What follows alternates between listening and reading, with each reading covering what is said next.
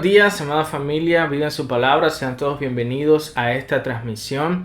Es un gozo poder compartir este tiempo con ustedes, aunque como saben estamos preparándonos para, si nuestro Señor así lo permite, tener nuestra primera reunión presencial desde marzo, que no nos hemos podido volver a reunir para este próximo domingo. Ya tenemos todas las cosas necesarias, con tiempo les vamos a brindar toda la información, los formularios de inscripción para quienes nos puedan acompañar, aunque también haremos el esfuerzo de seguir transmitiendo en vivo, incluso desde que estemos allá presencialmente. Pero es el deseo de nuestro corazón. Como les informaba en el grupo de WhatsApp, hemos preparado todas las cosas, estamos orando, tenemos mucha expectativa por volverles a ver y por compartir allí juntos. Como saben, vamos a prepararnos entonces para lo que será este tiempo. Recordarles que tenemos que luchar por este tiempo para que no dejemos que distracciones a nuestro alrededor nos roben el poder estar atentos a recibir la palabra de Dios, que quitemos toda distracción, que tratemos de no hacer 8 cosas al mismo tiempo, sino decir, bueno Señor, este es tu día, este es el día que hemos apartado para recibir tu palabra. Así que vamos a leer de la palabra de Dios para empezar y luego oramos. Y vamos a leer del Salmo 111. Salmo 111 dice: Aleluya, daré gracias al Señor con todo mi corazón, en la compañía de los rectos y en la congregación. Grandes son las obras del Señor, buscadas por todos los que se deleitan en ellas. Esplendor y majestad es su obra, y su justicia permanece para siempre. Ha hecho sus maravillas para ser recordadas. Clemente y compasivo es el Señor. Ha dado alimento a los que le temen, recordará su pacto para siempre. Ha hecho conocer a su pueblo el poder de sus obras, al darle la heredad de las naciones. Las obras de sus manos son verdad y justicia, fieles todos sus preceptos. Son afirmados para siempre jamás, ejecutados con verdad y rectitud. Él ha enviado redención a su pueblo, ha ordenado su pacto para siempre. Santo y temible es su nombre. El principio de la sabiduría es el temor del Señor. Buen entendimiento tienen todos los que practican sus mandamientos. Su alabanza permanece para siempre. Oremos, Señor, ciertamente tu alabanza permanece para siempre. Tú eres digno de ser alabado, tú eres digno de toda exaltación, y es nuestro privilegio reunirnos en esta mañana a escuchar tu palabra, a cantar tus alabanzas, a poner la mira en las cosas de arriba, como estamos leyendo en Colosenses en estos días. Señor, que en tu gracia este tiempo sea para la edificación de tu pueblo y para la salvación de aquellos que aún no han rendido sus vidas a ti. En el nombre de Jesús. Amén. Amén. Vamos a cantar juntos a nuestro Dios.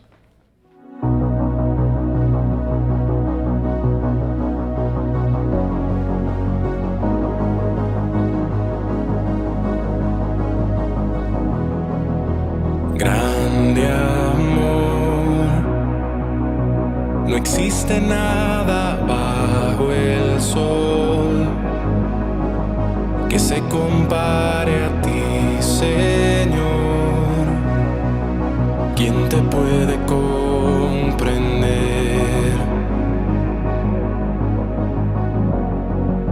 Amor que bajó desde el cielo, mi alma Él vino a salvar.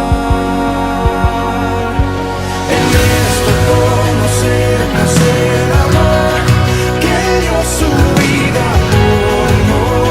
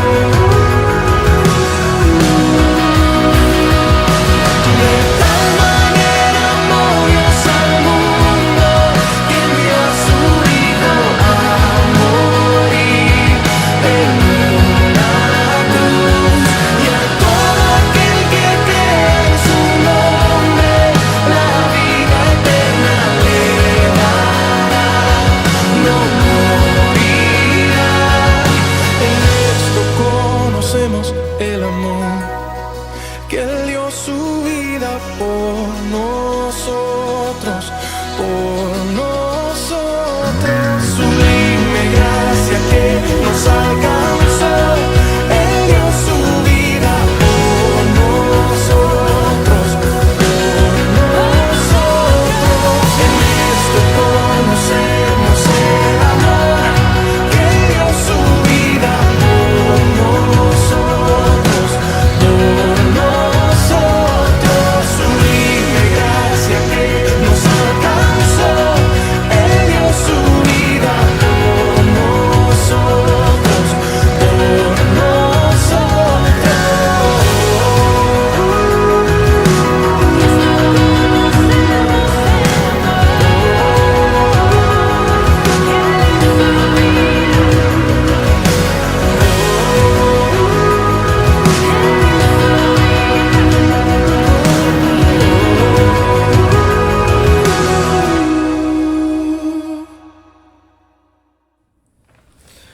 Muy bien, amados hermanos, hemos llegado al tiempo de la predicación de la palabra. Una vez más, les pido que estemos atentos mientras recibimos el consejo de Dios por medio de su palabra. Hoy vamos a hacer una pausa en la serie que he estado enseñándoles acerca de Éxodo, porque quiero hablarles de un relato que siempre ministra mi corazón y me bendice muchísimo recordar las verdades que están allí plasmadas, y quiero hoy compartirlo con cada uno de ustedes.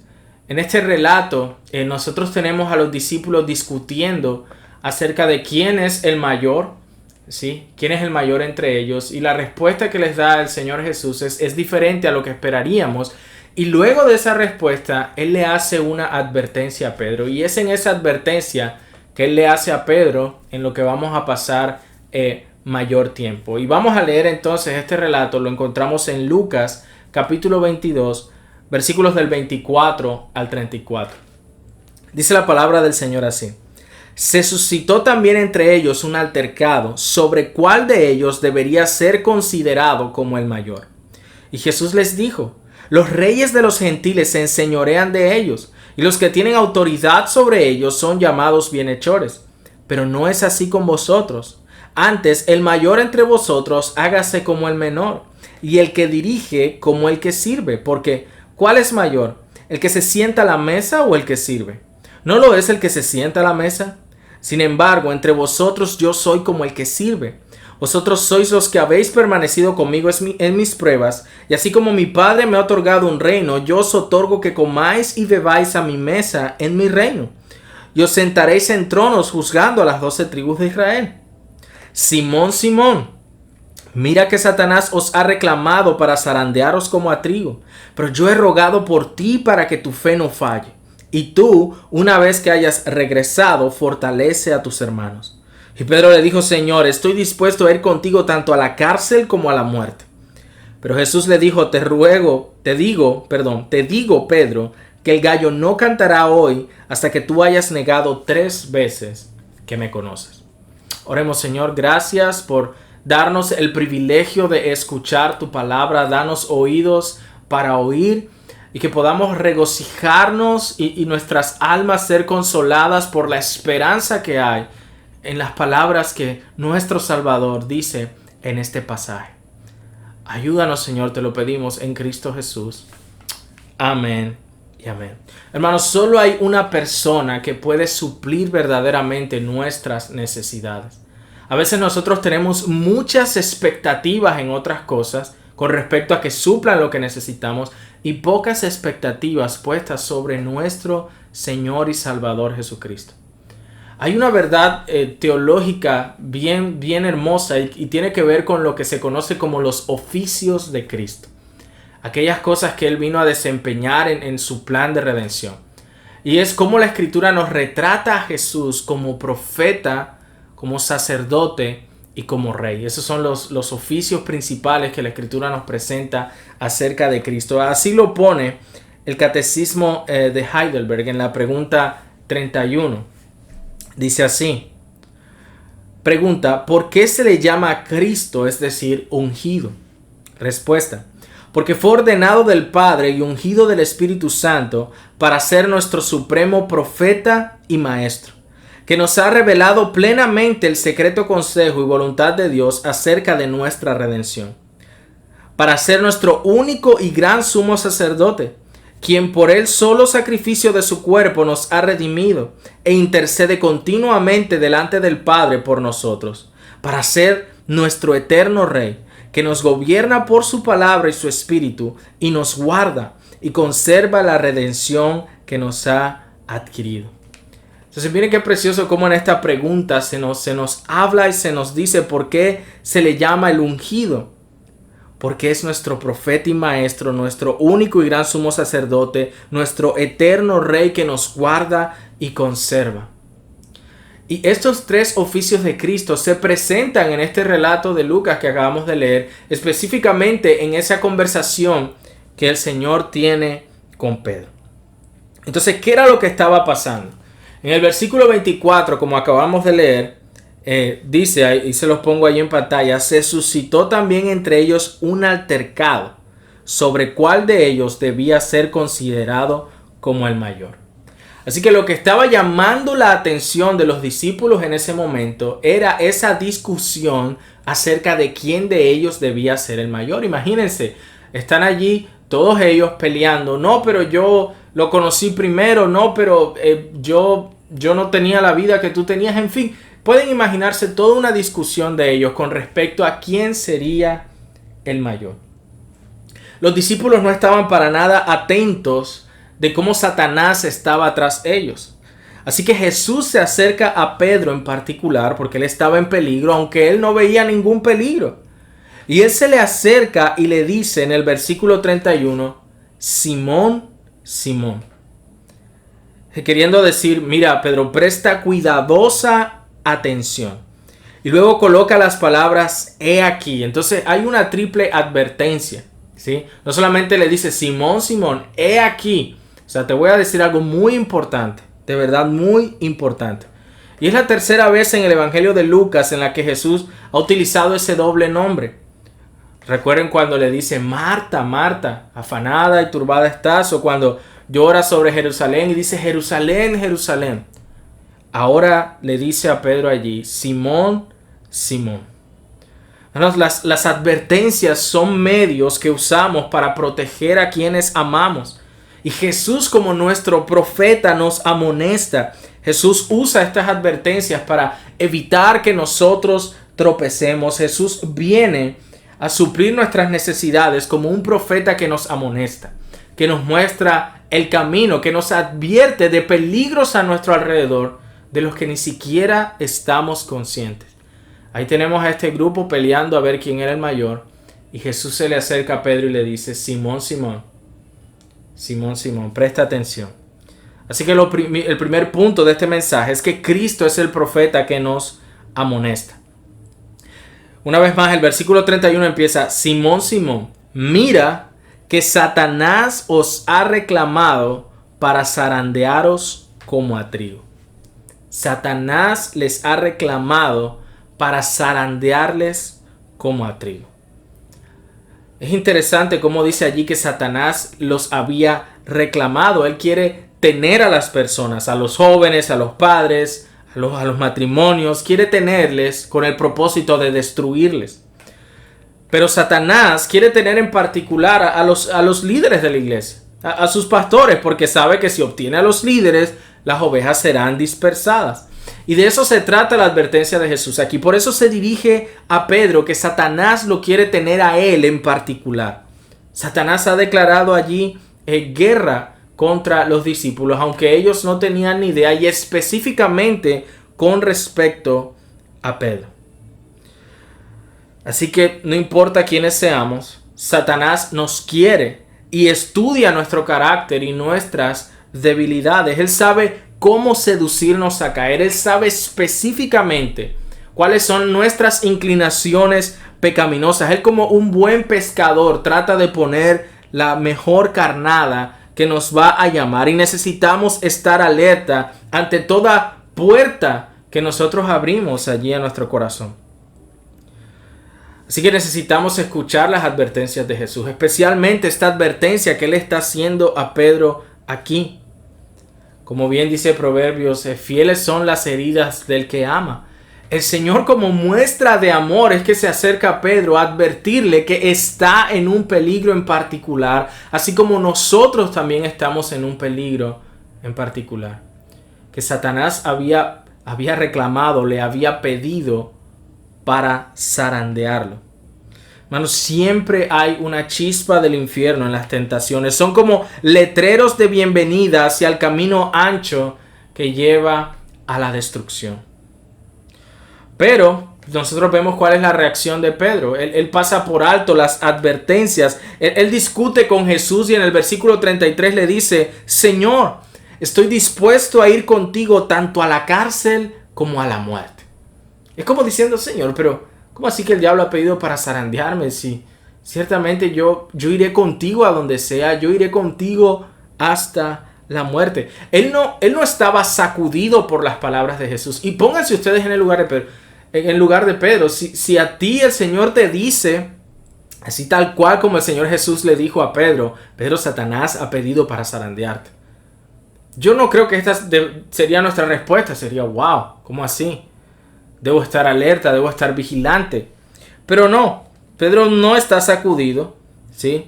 Satanás está como león rugiente buscando a quien devorar. Satanás hace que tropecemos incluso con cosas pequeñas. Por eso necesitamos estar vigilantes y escuchar las advertencias de Jesús. Aborrecer cada pecado, huir de cada pecado. Orar: Señor, ayúdame a crucificar cada día mi pecado.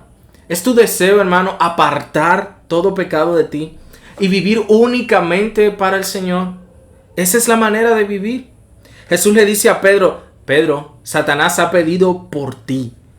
Y en el griego significa que Satanás está pidiendo insistentemente, está exigiendo, está demandando. Es como si estuviera interponiendo una demanda en la corte celestial por tenerle. Es como si Satanás dijera algo así como: mira, ya obtuve a Judas, ahora quiero al líder, a Simón, y merezco tenerlo porque es un pecador y no es digno del Señor Jesucristo. Y todo eso es verdad. Satanás quería tenerlo, así como quiere tenernos a nosotros, pero ¿para qué? ¿Para qué es que pide al Pedro? Dice que lo ha reclamado. ¿Para qué? Bueno, dice: para zarandearlo como a trigo. ¿Qué significa eso? En tiempos bíblicos, hermanos, quienes se encargaban de las cosechas contrataban a algunos, ¿sí? Y esos siervos tomaban un colador, lo metían donde se hace la harina y lo sacudían. Y todo el polvo y el sucio se iba hacia abajo luego de sacudirlo, ¿sí? Para que la paja saliera por arriba y en el colador solo quedara el trigo. Entonces, la meta de Satanás con esto es que la cizaña ahogue el trigo. Jesús dice: Satanás quiere tenerles para ahogarles, y esto es algo que nosotros no podemos soportar en nuestras propias fuerzas. Y el punto es ese, que ignoramos de los peligros que hay a nuestro alrededor y que vivimos sencillamente como pasando por alto la realidad de que hay alguien que quiere vernos sacudidos, quiere vernos en ese colador, zarandeados como trigo. Nosotros vemos cómo en la vida de Abraham él pasó por ese colador y en un momento de debilidad ciertamente mintió con respecto a su esposa. Nosotros vemos también cómo eso sucedió con Job, que maldijo el día en que nació. Aunque ciertamente la Escritura nos dice que en todo esto Job no pecó, pero lo vimos en un momento de gran aflicción. Y nosotros no somos mejores que ellos en nuestras fuerzas. Cuando estamos en ese colador de Satanás, con frecuencia tropezamos. Es algo aterrador porque este no es un enemigo trivial. Él puede trabajar más incansablemente que nosotros y se toma las realidades espirituales más seriamente que nosotros.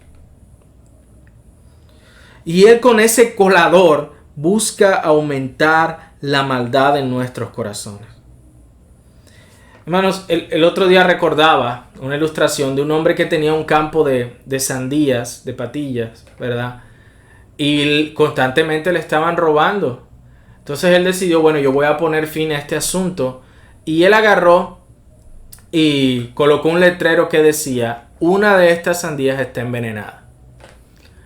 Por un tiempo los robos pararon, pero luego alguien puso otro letrero que decía: ahora 2 de estas sandías están envenenadas.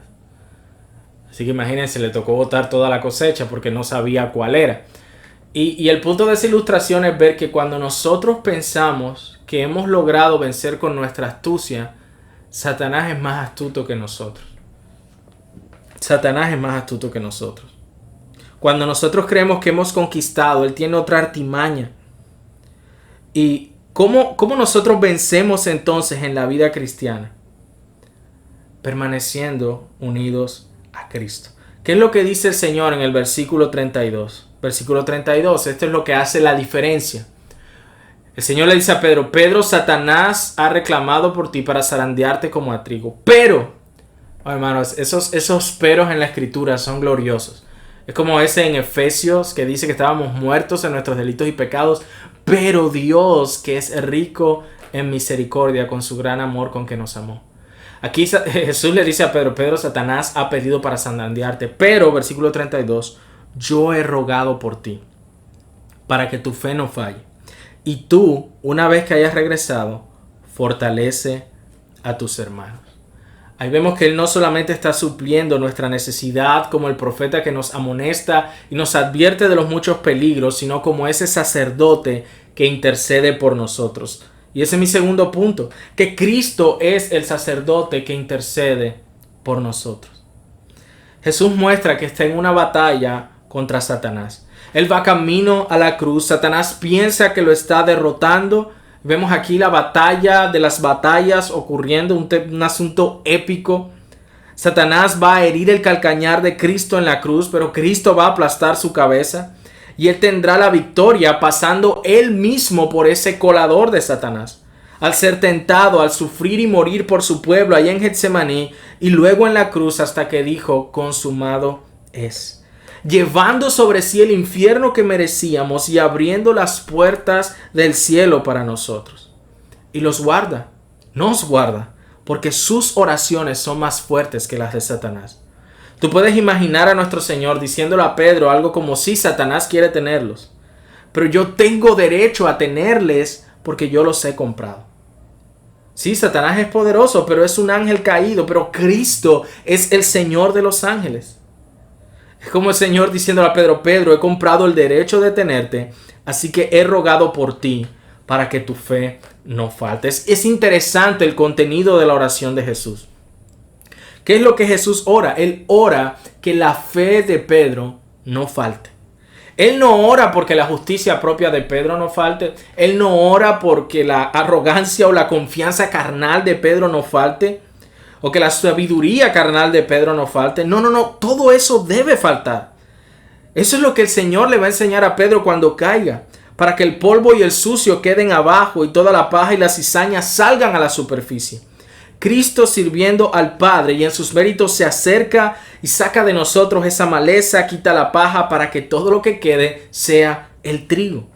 Satanás pensaba destruir a Pedro, pero aún así Jesús utiliza esto para traer gloria a su nombre. Juan Calvino dijo esta frase que pudiera sorprendernos. Él dijo: Dios puede incluso usar a Satanás como un médico para nosotros. Satanás quiere destruirnos y matarnos, pero Dios usará esas artimañas para madurarnos y sanarnos. Todo en Pedro debía morir. Su arrogancia, su yo nunca te negaré. Pero solo su fe no moriría. ¿Por qué? Porque Jesús oró por él. ¿Y por qué Jesús escoge orar por la fe de Pedro nada más? Porque la fe tiene un objeto, hermanos. Recuerden que la fe en sí misma, como tal, no se trata de tener fe en la fe o que la fe sea un asunto vacío. La fe siempre tiene un objeto y ese objeto es Jesucristo. Y Cristo quería que Pedro viviera solo de él.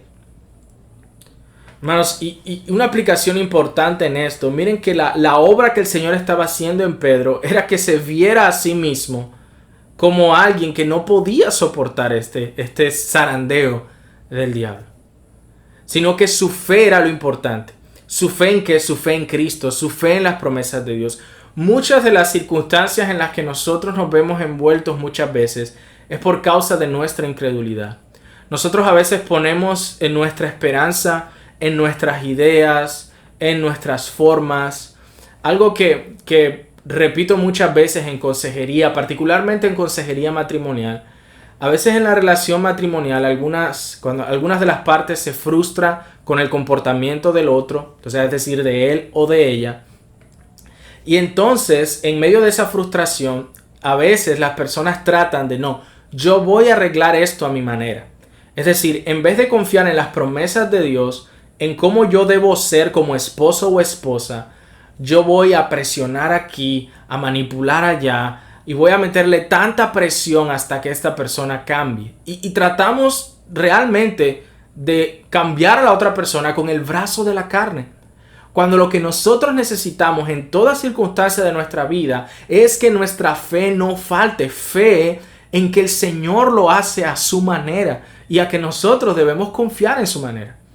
Quería aprovechar ese punto para decir eso, que tenemos que dejar de confiar en el brazo de la carne, en nuestras ideas, en nuestros métodos y decir, bueno, Señor, esto no es lo que yo quiero hacer, pero ciertamente tu palabra me indica que esto es lo que yo tengo que hacer y yo voy a confiar que tu método es mejor.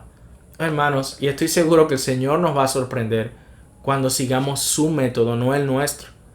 Cuando depongamos nuestras ideas, porque nosotros somos muchas veces así como Pedro. Señor, Él ha pedido para zarandearme. No, yo nunca te negaré. Confiando en su arrogancia y en su manera de hacer las cosas. Así también nosotros debemos despojarnos de eso y siempre confiar. Obedecer lo que el Señor nos dice en su palabra y con fe dejarle a Él los resultados. Y estoy seguro que eso hace la diferencia en nuestras vidas y para terminar la ilustración también en nuestros matrimonios. Nosotros somos salvados por Jesús solamente, somos guardados por Jesús solamente y vamos a perseverar hasta el final por Jesús solamente.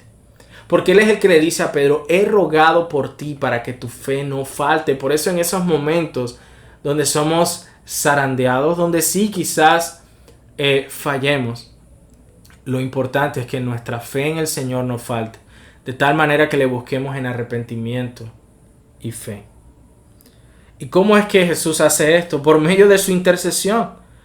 Mire lo que dice Hebreos 7:25, por lo cual Él también es poderoso para salvar para siempre a los que por medio de Él se acercan a Dios, puesto que vive perpetuamente para interceder por ellos.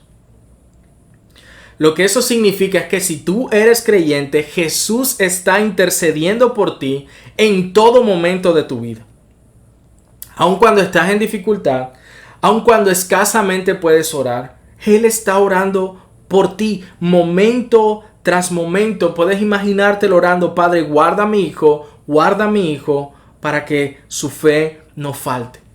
Estás a salvo en las manos de Jesús, a salvo en manos de Dios el Padre, a salvo porque el Espíritu Santo mora en ti. Él te guardará y tu fe no morirá. No importa cuán mal estén yendo las cosas, aún en la enfermedad, aún en medio de esos momentos de incredulidad. Y Satanás puede querer usar esto para tenerte, pero Jesús dice, yo he rogado por ti, tu fe no morirá. Qué glorioso Salvador tenemos. Recuerdo la frase de Robert Murray McCheyne, que él dice, mira, si yo pudiera escuchar a Jesús orando en la habitación de al lado, no tendría temor de nada.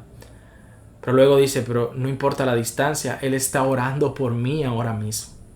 Puedes imaginarte a nuestro amoroso Salvador, conociendo tus luchas y tus dificultades, tus momentos de debilidad y de duda, tus momentos donde ha habido incredulidad y aún así Él está rogando por ti. Padre, guárdalo, que su fe no falte, que su fe no falte. En tercer lugar, nosotros vemos aquí a Cristo como nuestro Rey que nos comisiona.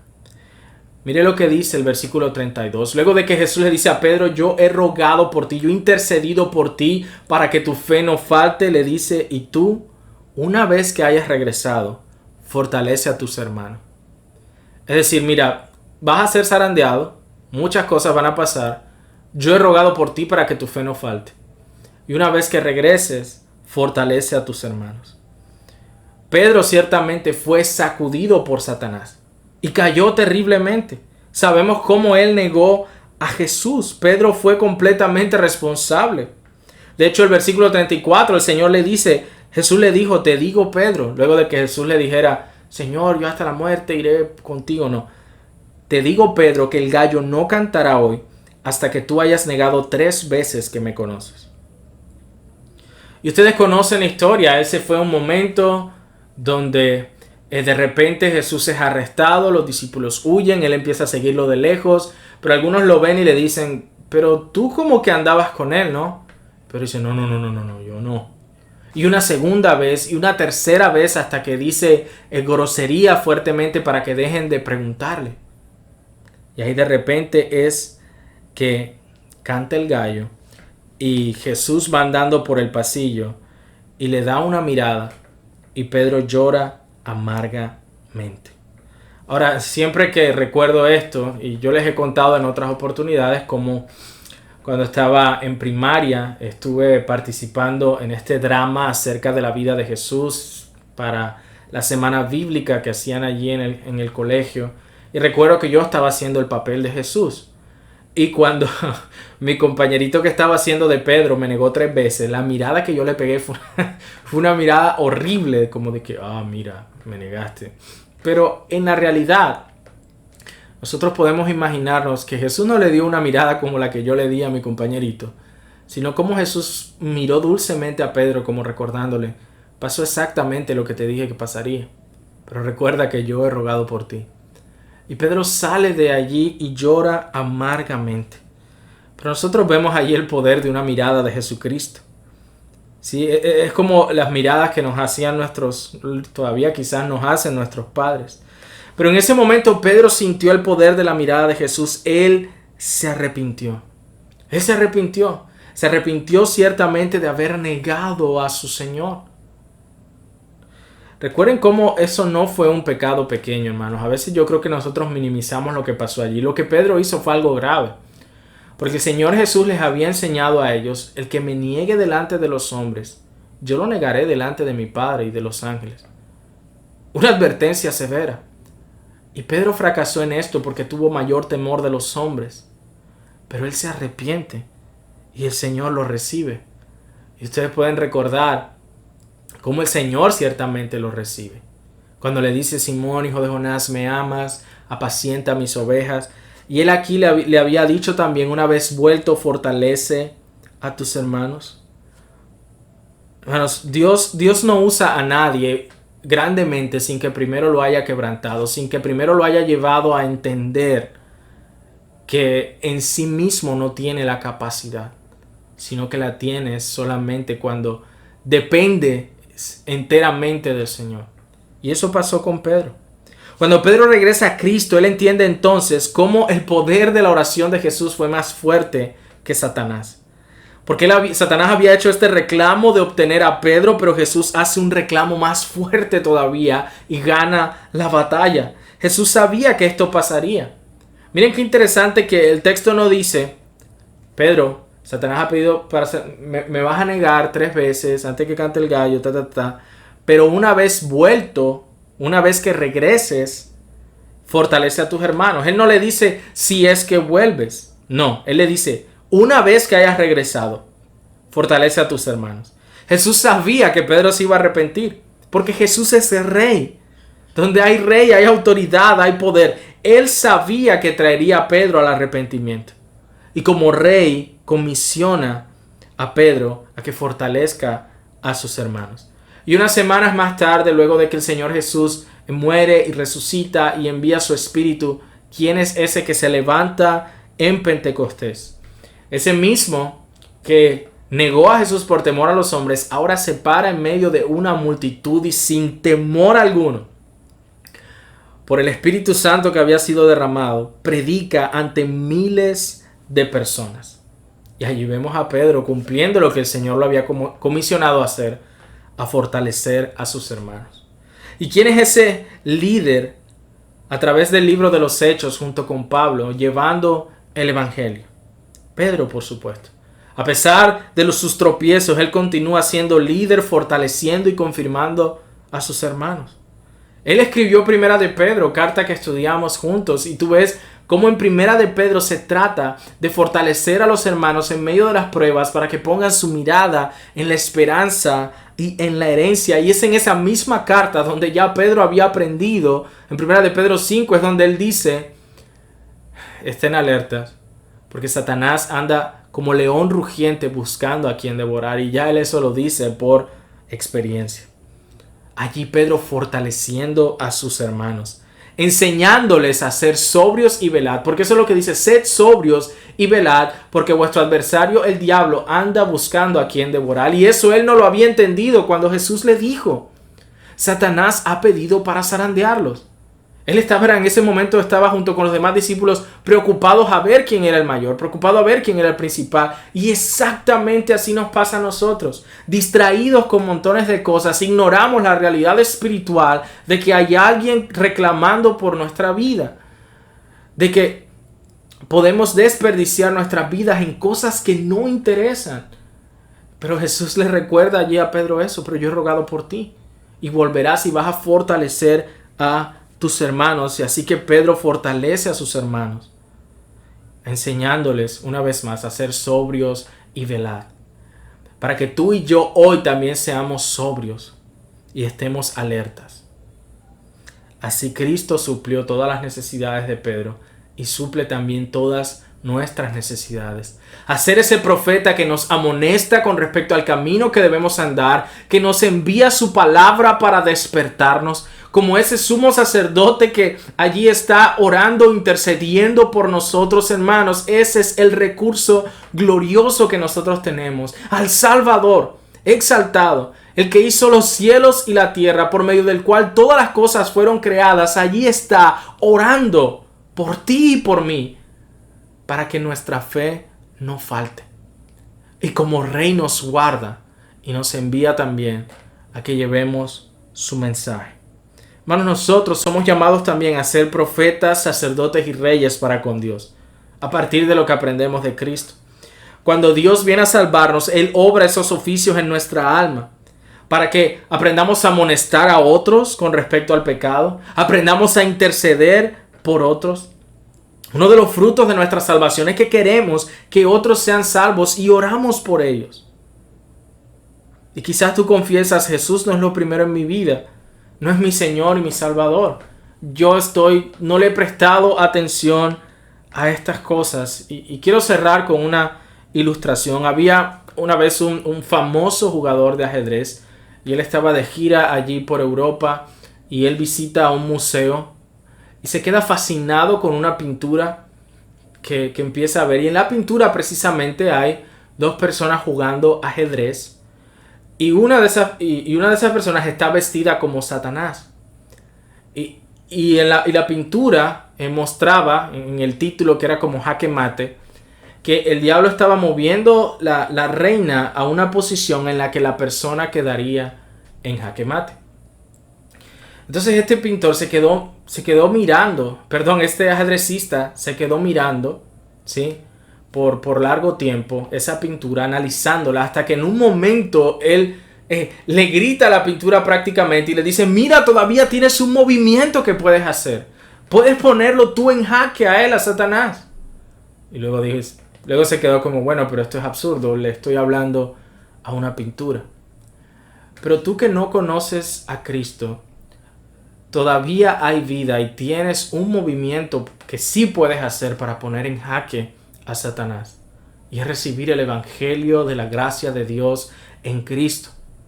Arrepentirte de tus pecados y poner tu confianza. Hay un movimiento que todavía puedes hacer, y es entregar tu vida a aquel que puede suplir todas tus necesidades. La única manera de vivir, hermanos, es vivir mirando a Cristo, satisfaciendo nuestras necesidades como profeta, como sacerdote y como rey.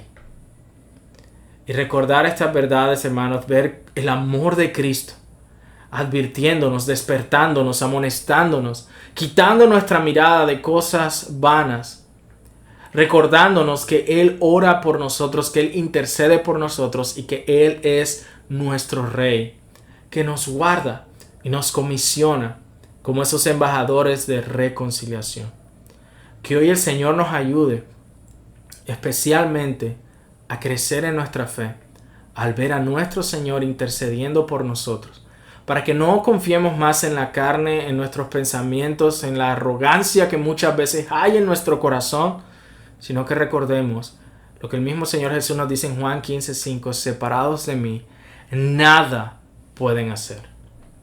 Oremos. Señor, gracias por tu palabra, especialmente por recordarnos, Señor, estas verdades gloriosas, y que muchas veces somos como tus discípulos discutiendo por tonterías mientras el diablo está allí, queriendo destruir nuestras vidas, nuestros matrimonios, nuestras familias, queriendo destruir nuestras relaciones con nuestros hijos, con nuestros padres, queriendo, Señor, reclamarnos y zarandearnos como a trigo.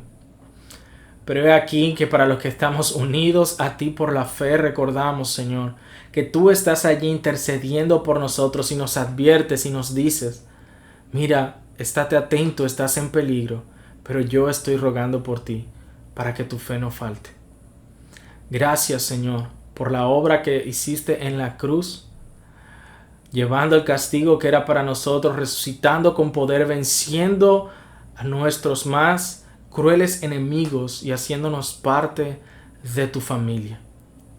Gracias te damos, Señor, en Cristo Jesús. Amén y amén. Cantemos, hermanos.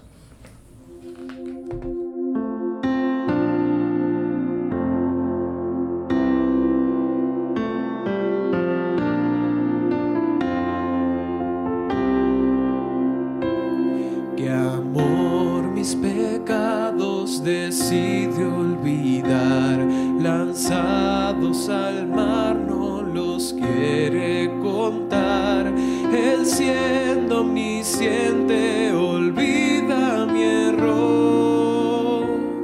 Mis faltas son muchas, su gracia es mayor. Gloria a Dios. Gracia es mayor,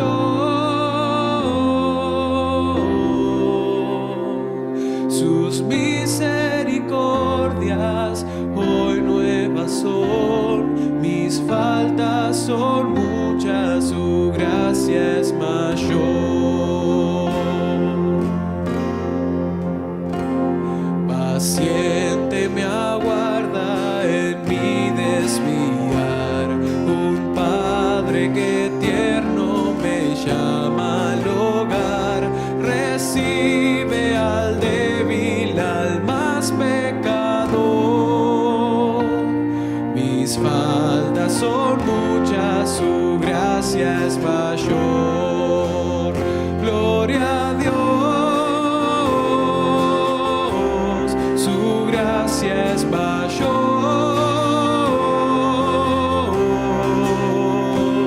Sus misericordias hoy nuevas son, mis faltas son muchas, su gracia es mayor.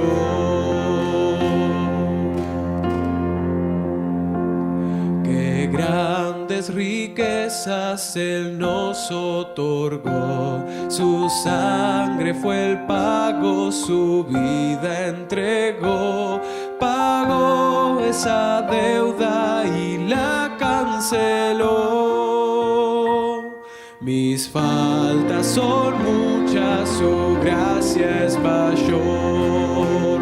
Gloria a Dios, su gracia es mayor.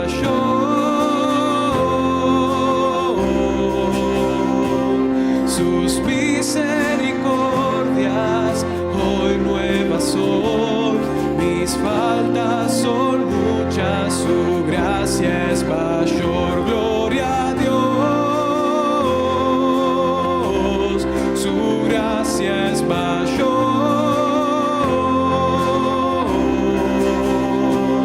Sus misericordias hoy nuevas son, mis faltas son muchas, su gracia es mayor. Mis faltas son muchas, su gracia es mayor. Mis faltas son muchas, su gracia es mayor.